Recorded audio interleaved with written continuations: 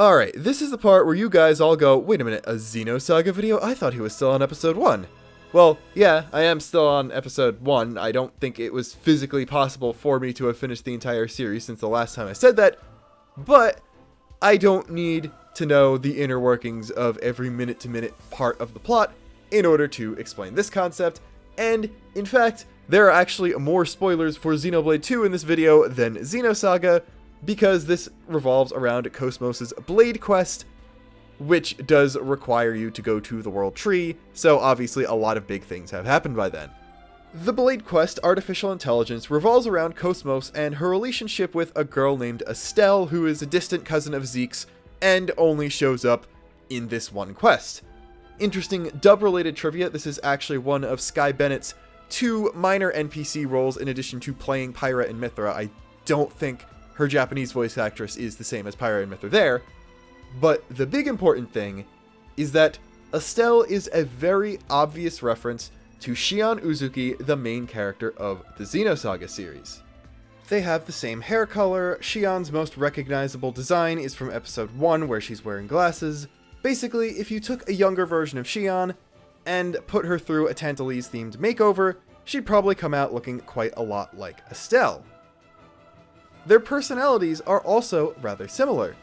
Estelle is a prodigious scientist, a bit socially awkward, but works with and eventually develops a very strong bond with kos-mos. And now, we can go much further than that. It's time to break out the juicy endgame Xenosaga and Xenoblade 2 secrets. First off, the Zohar is in both of them. It's called the Conduit in Xenoblade 2, but its discovery and function are extremely similar to how it works in Xenosaga, so I think it's safe to say it's at least intended to be the same thing. It's a powerful entity with the ability to transcend universes. Also in Xenosaga, universal recurrence is a thing.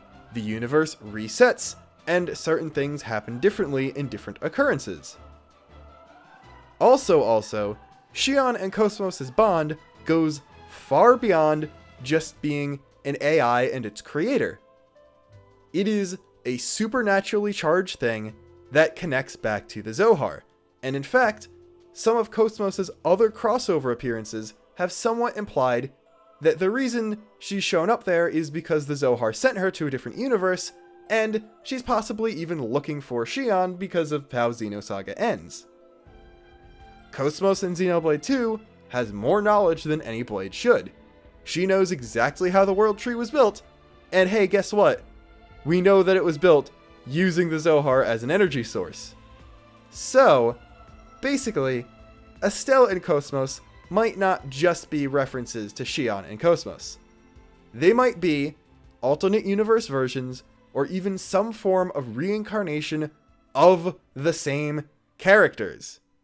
And yeah, it gets even better. Shion is a flower name. It's the Japanese name for a specific subspecies of aster. Aster. Estelle. Name has the same source. What does Shion mean in the Japanese language of flowers? I won't forget you. Even in a different universe, Shion and kos-mos will find a way to meet again.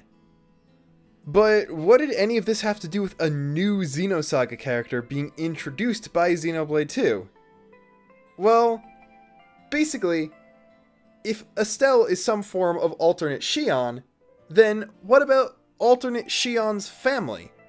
We don't know much about Estelle's immediate family. She may very well have an older brother named Jin who's a swordsman. But the important part is the fact that Estelle is related to Zeke in some way. As far as I know, none of Shion's family members outside her brother, her parents, and grandparents are ever mentioned in Xenosaga. So, we don't know anything about her cousins. Which means that if families have alternate versions, and not just the characters themselves, there's a Xenosaga version of Zeke running around somewhere that we just never saw because he was never relevant to the stories of the games.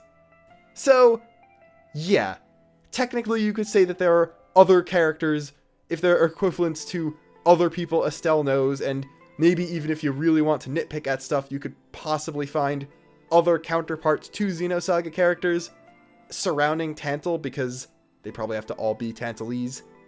But the real question is, where is the Xenoblade 2 version of Alan?